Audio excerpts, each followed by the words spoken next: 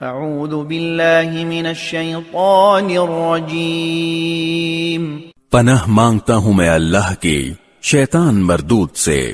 لا جناح علیہن فی آبائہن ولا ابنائہن ولا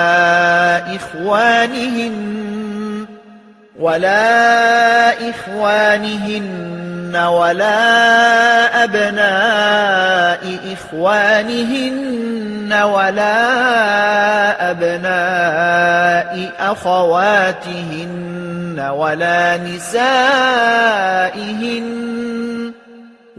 نسائهن ولا ما ملكت أيمانهن واتقين الله ان اللہ كان على كل شيء شہیدا۔